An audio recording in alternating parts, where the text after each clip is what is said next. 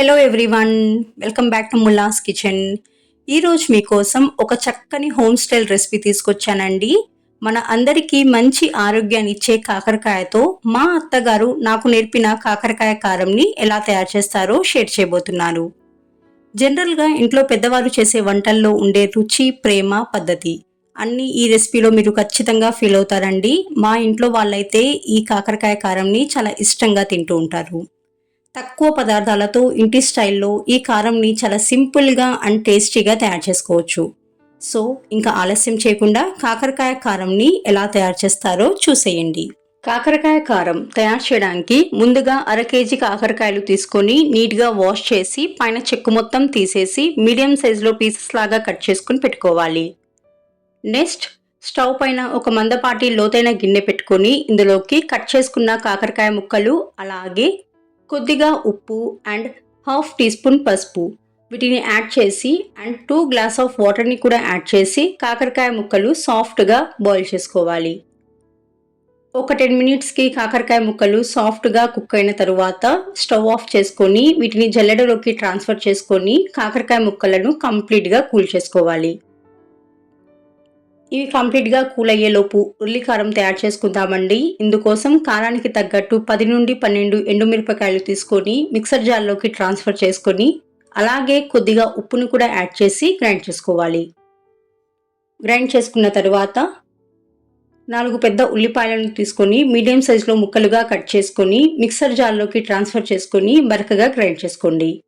ఈ విధంగా ఉల్లికారం తయారు చేసుకొని ఓ పక్కన పెట్టుకోండి. నెక్స్ట్ ఇప్పుడు కాకరకాయ ముక్కలు కంప్లీట్గా కూల్ అయిన తర్వాత ఇందులో నుంచి వాటర్ మొత్తం పిండేసిన కాకరకాయ ముక్కలను ఓ ప్లేట్లో తీసుకొని పెట్టుకోండి. వాటర్ కంప్లీట్గా పిండేసేయాలండి. అప్పుడే కాకరకాయ ముక్కల్లో చేదు అనేది తగ్గుతుంది. నెక్స్ట్ స్టవ్ పైన ఒక మందపాటి లోతైన ప్యాన్ పెట్టుకొని ఇందులోకి 7 to 8 టేబుల్ స్పూన్ వరకు ఆయిల్ యాడ్ చేసుకొని ఆయిల్ని హీట్ చేసుకోవాలండి. ఈ కాకరకాయ కారానికి ఆయిల్ కొంచెం ఎక్కువే పడుతుంది. అలాగే ఆయిల్ హీట్ అయిన తర్వాత మనం తయారు చేసుకున్న ఉల్లికారంని యాడ్ చేసుకొని బాగా ఫ్రై చేసుకోవాలి. ఉల్లికారం కంప్లీట్గా కలర్ చేంజ్ అవ్వాలండి, అందాక మనం ఫ్రై చేసుకోవాలి.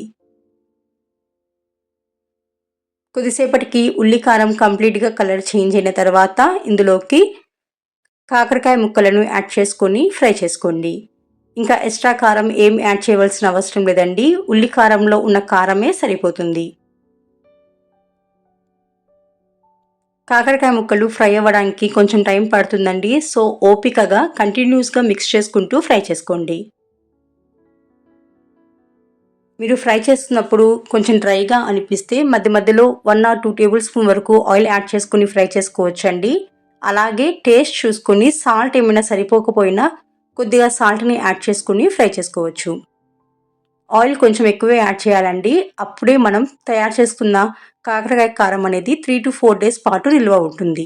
టేస్ట్ మొత్తం మనం ఫ్రై చేసే విధానంలోనే ఉంటుందండి. సో మనం ఓపికగా టైం తీసుకుని ఫ్రై చేసుకుంటే కాకరకాయ కారం టేస్టీగా తయారవుతుంది. కొద్దిసేపటికి మనం ఫ్రై చేసుకుంటున్న కాకరకాయ కారం కలర్ చేంజ్ అయ్యి కాకరకాయ గింజను నోట్లో వేసుకుని తిని చూస్తే గింజ కరకరలాడుతుంటే కాకరకాయ కారం పర్ఫెక్ట్గా తయారైనట్టు. ఇప్పుడు వెంటనే స్టవ్ ఆఫ్ చేసుకొని ఒక 5 minutes పాటు తయారు చేసుకున్న కాకరకాయ కారంని ఓ పక్కన పెట్టుకొని ఆ తర్వాత వేడి వేడి అన్నంలోకి కలుపుకొని తినండి. చాలా చాలా టేస్టీగా ఉంటుంది. చూసారు కదండి కాకరకాయ కారంని ఎలా తయారు చేస్తారో. మీరు కూడా ఒకసారి కాకరకాయ కారంని ఇంట్లో ట్రై చేసి మీ ఫీడ్బ్యాక్ని నా కామెంట్ సెక్షన్లో తెలియచేయండి. మీకు నా వీడియో నచ్చితే లైక్ చేయండి, షేర్ చేయండి. మరిన్ని టేస్టీ రెసిపీస్ కోసం ముల్లాస్ కిచెన్ని సబ్స్క్రైబ్ చేసుకోండి. Thank you.